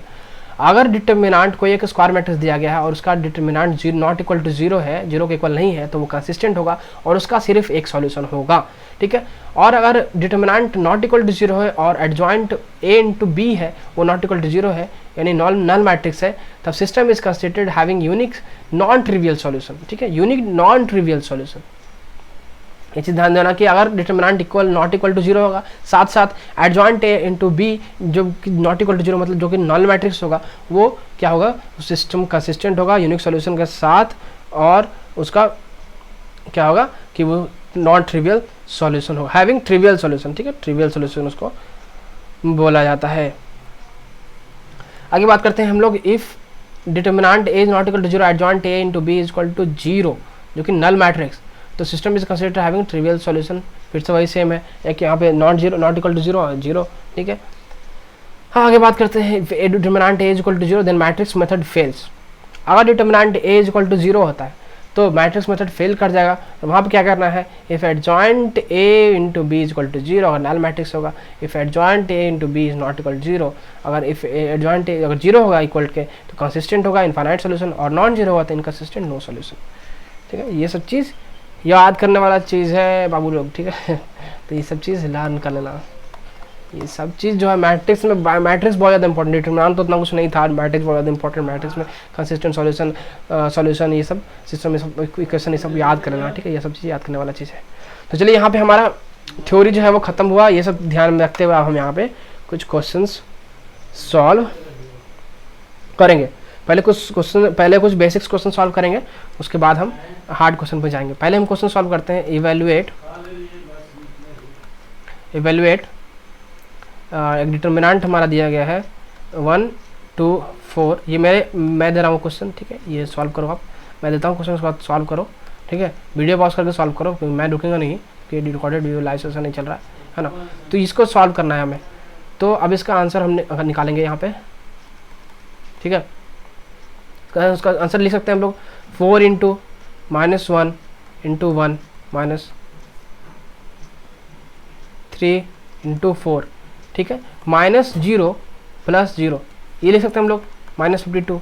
ठीक है, मैंने पहले ही आपको बताया कि कैसे डिटरमिनेंट को सॉल्व करना है, तो इसी तरह से आप इजीली 1 स्टेप में सॉल्व कर सकते हैं। 4 को मल्टीप्लाई कर देना है -1 इंटू 1 से, ये हटा के। ठीक है, ये रो और ये कॉलम हटा के। ठीक है, तो ये रो कॉलम हटा दीजिएगा, तो ये -1 इंटू 1 और माइनस बीच में आता है, और 3 इंटू 4 वैसे ही, और फिर 0 आ जाएगा, क्योंकि -2 इंटू अगर इसको हटा देंगे आगे लेंगे तो ये 0 आ जाएगा, तो 0 हो गया, और फिर थर्ड में भी वही 0 आ गया। ठीक है, तो हमारा -52 हो गया।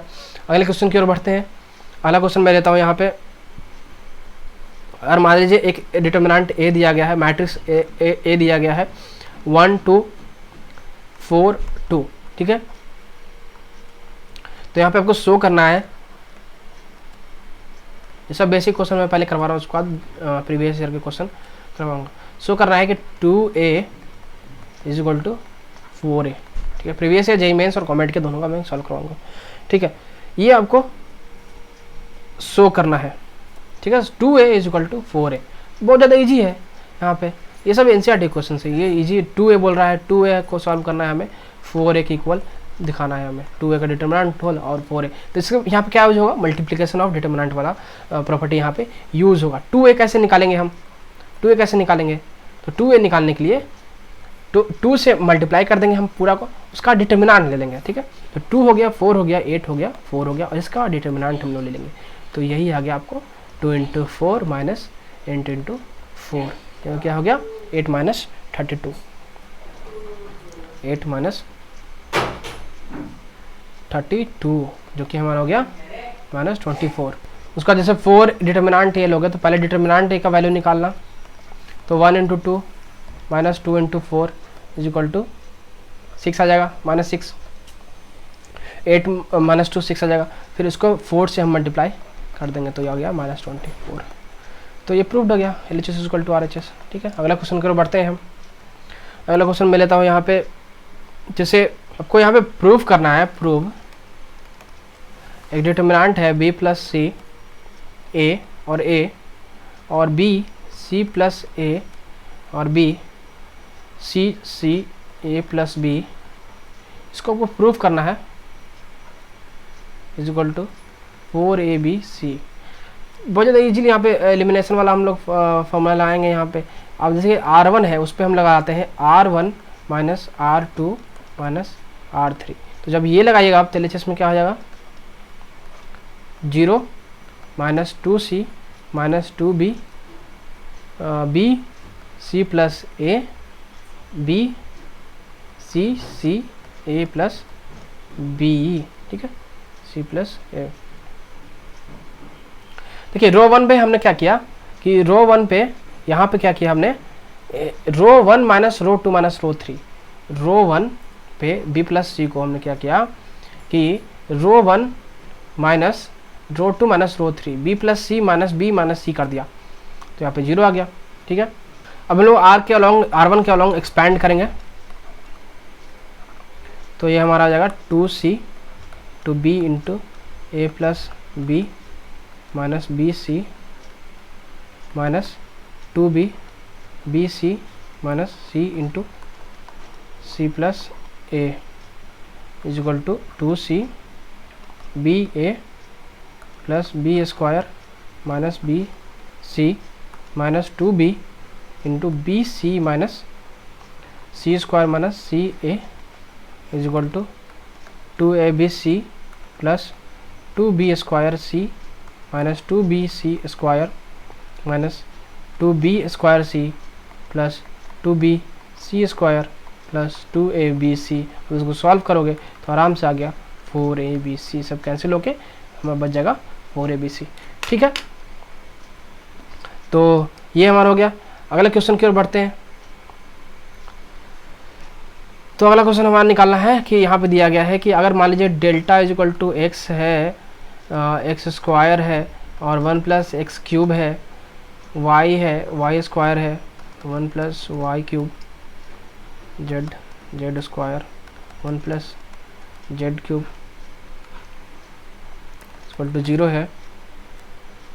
अब लिख सकते हैं आप इसको कि x² x³ y y² y³ z z², ठीक है। इसको ये लिख सकते हैं।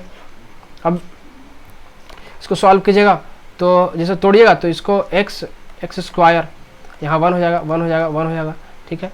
तो फिर यहाँ पे हो गया y y² z z², ठीक है।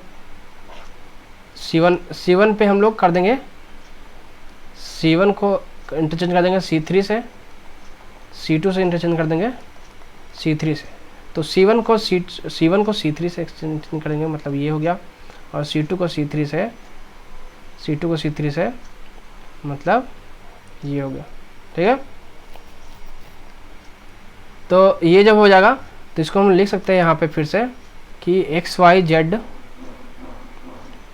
Into 1 1 1 x y z x square y square z square plus -1 to the power square 1 1 1 x y z x square y square z square.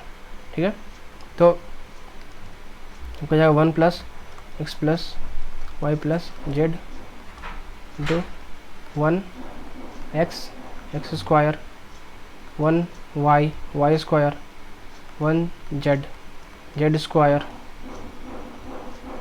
Is equal to 1 plus x y z into x minus y into y minus z into z minus x. तो ये हो गया आपको 0 के equal हो जाएगा, इसको हम कर देते हैं क्योंकि दिया हुआ है यहाँ पे 0 के इक्वल। ठीक है, तो ये आपको हो गया 1 plus x y z is equal to 0।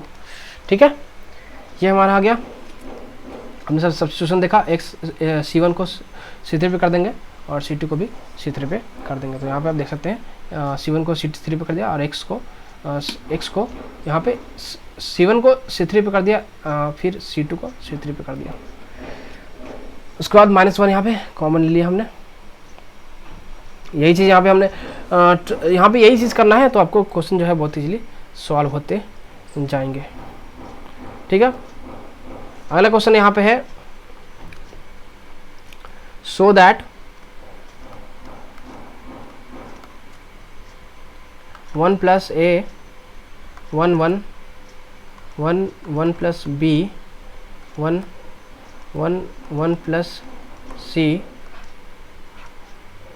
Is equal to a B c into 1 plus 1 by a plus 1 by b plus 1 by c is equal to a B c plus b c plus c a plus a b. ठीक है, ये आपको show करना है, मतलब proof करना है। ठीक है, चलिए हम सब्स्टिट्यूशन लगाएंगे फिर से। LHS में क्या दिया गया है हमारा, a B c 1 plus 1 by a 1 by a 1 by a, इसको सब्स्टिट्यूट इसको तोड़िएगा तो ऐसे ही आएगा 1 by b 1 plus 1 by b 1 by b. ठीक है, फिर 1 में यहाँ पे हो जाएगा 1 बाई सी और 1 प्लस 1 बाई सी। ठीक है, तो ये हमारा आ गया। यहाँ पे हम लोग आएंगे R1 पे R1 plus R2 plus R3। ठीक है, R1 पे R1 plus R2 plus R3, मतलब यहाँ पे इतना प्लस इतना। ठीक है, तो ये हमारा हो जाएगा a B c into comma ले लेंगे 1 1 by a plus 1 by b plus 1 by c 1 1 1 1 by b 1 by b plus 1 1 by b. इसको इस सब्स्टिट्यूशन के बाद कॉमन लिया हमने। ठीक है, 1 बाई सी फिर 1 बाई सी प्लस 1, ये डिटर्मिनेंट हो गया हमारा। उसके बाद एक और सब्स्टिट्यूशन करना है, कॉलम 2 पे कॉलम 2 माइनस कॉलम 1 और कॉलम 3 पे कॉलम 3 माइनस कॉलम 1, मतलब कॉलम 2 पे कॉलम 2 माइनस कॉलम 1, तो ये 0 हो जाएगा कि नहीं हो जाएगा। ठीक है, और कॉलम 3 पे कॉलम 3 माइनस कॉलम 1, तो ये भी 0 हो जाएगा, तो ये 0 हो जाएगा।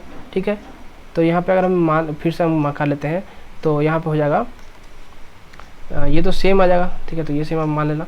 उसके बाद यहाँ पे 1 0 0 1 बाई बी 1 0 1 बाई सी 0 1।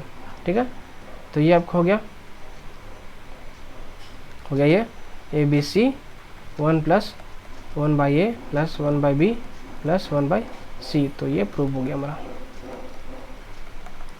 ठीक है, तो यहाँ पे प्रूफ हो गया हमारा ये।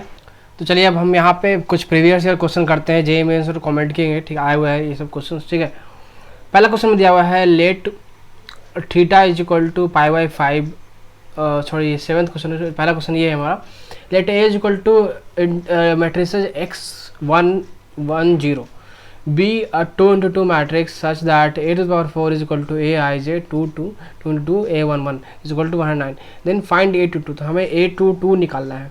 यहाँ पे क्या दिया गया है, a स्क्वायर अगर हम लोग करते हैं तो x1 1 0 हो जाएगा इंटू x1 1 0।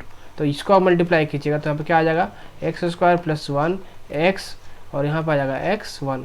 ठीक है, इसको आप मल्टीप्लिकेशन रूल से मल्टीप्लाई कर लेना तो हम कहा यह जाएगा ए टू द पावर 4 करना है अगर तो फिर से हमें ए स्क्वायर को 2 बार मल्टीप्लाई करना पड़ेगा एक्स स्क्वायर प्लस 1 एक्स और एक्स 1। ठीक है, तो ये कीजिएगा आप तो ये आपको आ जाएगा इनटू एक और करना पड़ेगा ना एक्स 1 एक्स 1। ठीक है, ये डिटरमिनेंट मैट्रिक्स वाला हो गया। तो ये आपको आ जाएगा एक्स स्क्वायर प्लस 1 का होल स्क्वायर और यहाँ पर आ जाएगा एक्स स्क्वायर प्लस 1। ठीक है, और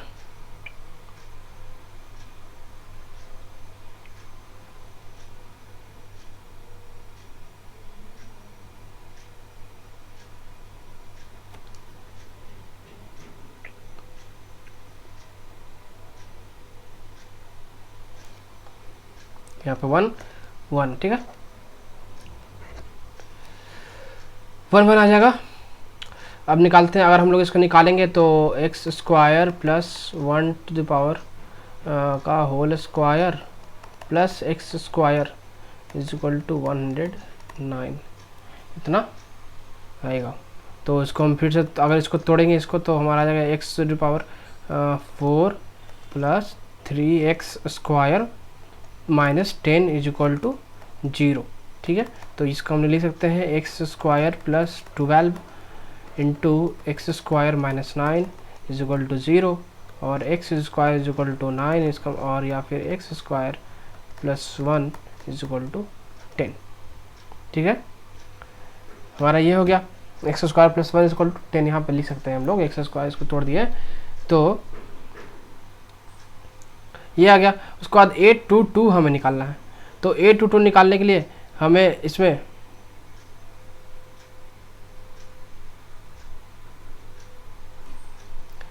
एट टू 2 निकालना है तो 8 टू 2 का वैल्यू आ गया हमारा 10। ठीक है, आंसर। अगले क्वेश्चन को पढ़ते हैं। अगला क्वेश्चन हमारा दिया गया है let theta is equal to pi by 5 and a is equal to cos theta sine theta minus sine theta cos theta का matrix if b is equal to a plus a to power 4 then determinant b is equal to what, determinant b is equal to what. तो हम यहाँ पे पहले ए square निकाल लेते हैं। ठीक है, तो ए स्क्वायर हमारा आ जाएगा cos theta sine theta minus sine theta cos theta इसका मैट्रिक्स फिर से इसका मल्टीप्लाई करेंगे हम लोग cos theta sine theta minus sine theta into cos theta. ठीक है, तो ये इसका मल्टीप्लिकेशन हम लोग करेंगे तो ये हमारा आ जाएगा कॉस 2 थीटा साइन 2 थीटा। ये फार्मूला से आ जाएगा, डायरेक्ट मैं कर रहा हूँ यहाँ पे एक स्टेप स्किप कर रहा हूँ। वो इसे स्किप को स्किप करना पड़ेगा कम्पिटिटिव एग्जाम में। कॉस 2 थीटा हो गया। ठीक है, ये हो गया हमारा। उसके बाद ए टू द पावर 4 अगर निकालना है तो ए टू द पावर 4 निकालना है। अगर 2 स्क्वायर किया तो यहाँ पे 2 आ गया, सब पे 2 2 थीटा हो गया। वैसे अगर 4 कीजिएगा तो इसमें आप ये ट्रिक लगा सकते हैं कि यहाँ पे 4 कीजिएगा तो कॉस 4 थीटा हो जाएगा। ठीक है, वैसे ही साइन 4 थीटा हो गया minus sine 4 theta cos 4 theta. ठीक है, ये हमारा हो गया ए टू द पावर 4। जब ए टू द पावर 4 ये आ गया, बी बोल रहा है कि b is equal to a plus a to the power 4 है तो इसको हम लिख सकते हैं cos theta sine theta minus sine theta cos theta plus a to the power 4 क्या दिया है cos 4 theta sine 4 theta by minus sine 4 theta cos 4 theta. तो ये दिया गया है हमारा। इसको अगर हम लोग फिर कैलकुलेट करेंगे तो हमारा आ जाता है यहाँ पे cos 4 theta plus cos theta का whole square plus sine 4 theta plus sine theta का होल स्क्वायर। ये हमारा आ जाएगा। कैसे आया तो हमने यहाँ पे सॉल्व किया, ये इसको आप मल्टीप्लाई कीजिएगा और इसको मल्टीप्लाई कीजिएगा और इसका प्लस कर दीजिएगा तो ये आपका आ जाएगा, है ना। इसके बाद आपको यहाँ पे लिखना है इसका वैल्यू कितना होता है, इसका वैल्यू होता है 2 plus 2 into cos 4 theta into cos theta plus sine into 4 theta into sine theta. ठीक है, तो दोनों को तोड़ के निकालेगा तो ये आपका आएगा स्क्वायर का वैल्यू पे आप तोड़िएगा तो ये आपको आ जाएगा। अब आगे अगर हम बढ़ेंगे अगले स्टेप में तो इसको लिख सकते हैं हम लोग 2 plus 2 into cos 4 theta minus क्या था, ये इसको हम लिख सकते हैं 4 theta minus theta minus theta, इसको लिख सकते हैं मॉड्यूलस हम लेंगे b का, तो 2 + 2 cos पाई 3 पाई बाई 5, ठीक है, 3 पाई बाई 5। तो ये यहाँ तक हमारा आ गया। इसको हम लिख सकते हैं 2 - 2 इंटू √5 -1/2। क्यों ऐसा मैंने लिख दिया, इतना वैल्यू कैसे आ गया, तो पता होना चाहिए कि √3 पाई बाई 5 का वैल्यू क्या होता है, √5 - 1/2। तो ये हमारा हो जाएगा 5 - √5/2, और ये लाई कर रहा है 1 और 2 के बीच में, ठीक है। तो हमें क्या निकालना था, बी डिटर्मिनेंट बी निकालना था। तो डिटर्मिनेंट बी का वैल्यू ये होगा, और इसका ये लाइज करेगा 1 और 2 के बीच में। वहाँ पे ऑप्शन था लाइज इन बिटवीन करके, तो इसलिए ऐसा था। चलिए हम नेक्स्ट क्वेश्चन की ओर बढ़ते हैं। तो यहाँ पे दिया गया है let S be the set of all lambda belonging to real number for which the system of linear equation 2x minus y plus 2z is equal to 2, x minus 2y plus lambda z is equal to -4, x plus lambda y plus z is equal to 4 has no solution, then the set S। अब आपको पता होगा, मैंने यहाँ पढ़ाया है determinant का no solution के लिए क्या होता है। तो अगर नो सॉल्यूशन चाहिए तो नो सॉल्यूशन का डिटर्मिनेंट इज इक्वल टू 0 होना चाहिए, ठीक है। फॉर नो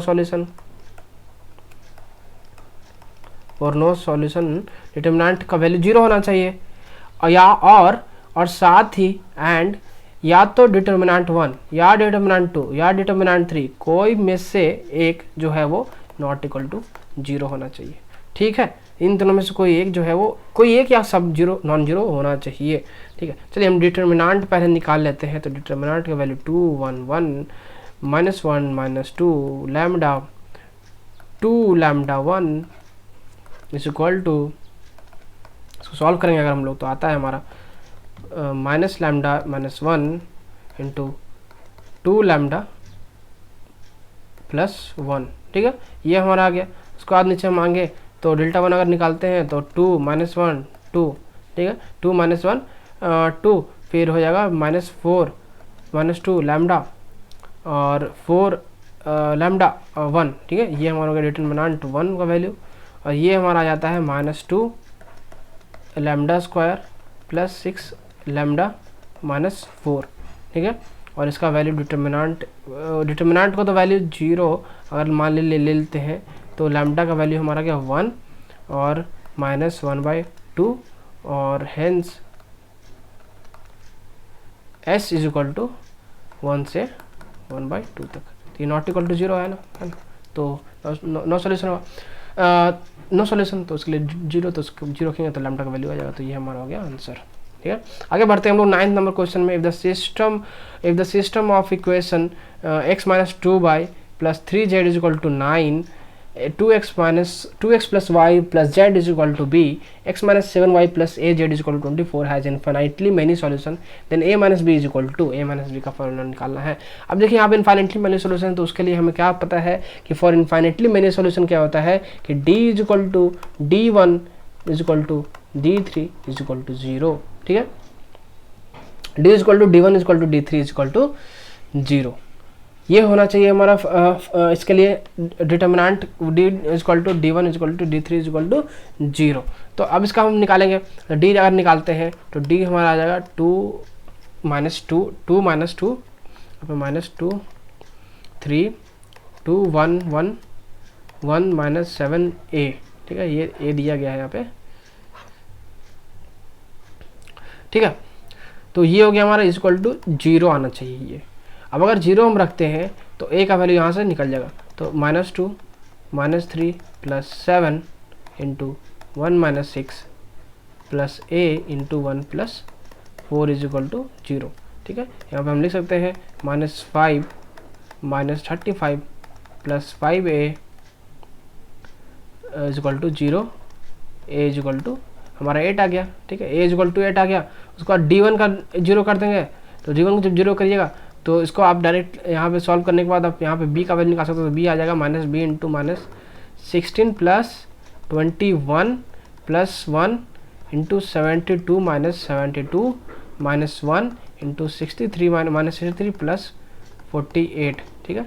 ये कैसा मैंने क्यों कर दिया, क्योंकि डिटर्मिनेंट D1 अगर लिखिएगा तो 9 - 2 3 B 1 1 और यहाँ पर आ जाएगा 24 -7 और A, ठीक है। डिटर्मिनेंट का वैल्यू ये है D1 का। इसको सॉल्व कीजिएगा तो हमारा आ जाता है यहाँ पे -5B + 15 = 0, ठीक है। और ये आ जाएगा आपका B = 3। वैसे सिमिलरली अब ज़्यादा सॉल्व करने की जरूरत नहीं है, अब सिमिलरली आप लिख सकते हैं कि D2 = D3 = 0 for A = 8 B = 3, ठीक है। A = 8 B = 3। हेंस इसका वैल्यू निकालना है हमें A - B का, तो A - B = 8 - 3 = 5। ये हमारा हो गया आंसर। चलिए अगले क्वेश्चन पर बढ़ते हैं जल्दी।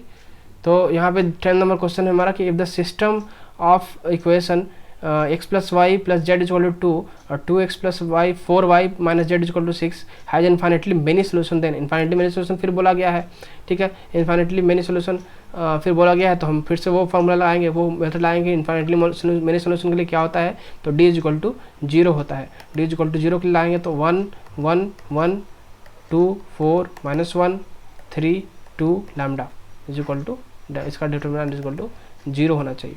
ये जब 0 कीजिएगा तो -15 + 6 + 2 लैम्डा = 0 होगा और लैम्डा = का वैल्यू हो जाएगा 9/2। ये कैसे मैंने किया, क्योंकि इनफाइनाइटली सॉल्यूशन के लिए d = 0 होना चाहिए, ठीक है। इस तरह से ये आ गया आपका।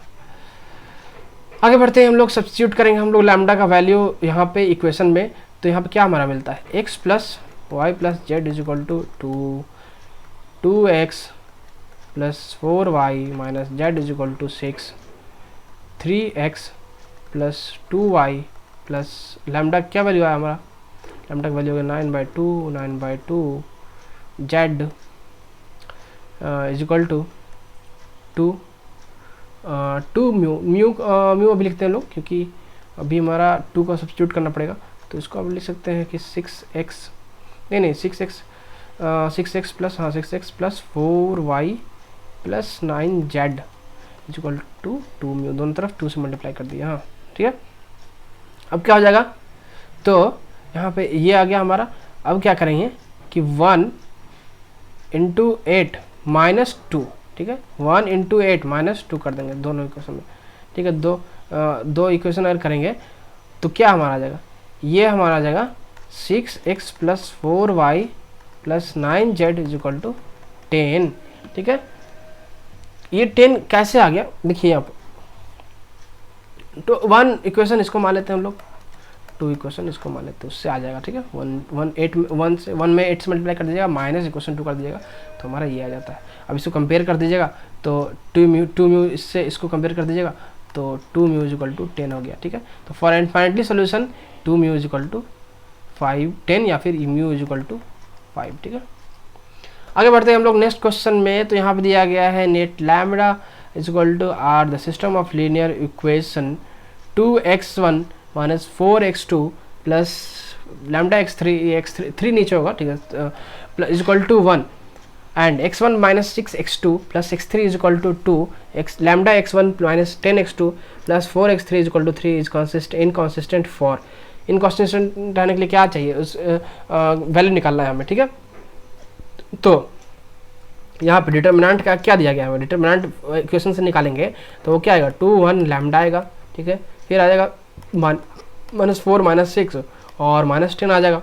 उसके बाद ये आ जाएगा लैम्डा 1 और 4 आ जाएगा, ठीक है। ये आ गया हमारा। उसके बाद अब यहाँ कर सकते हैं लैम्डा -3 × 3 लैम्डा + 2, जिससे सॉल्व किया जाएगा तो आएगा आपको।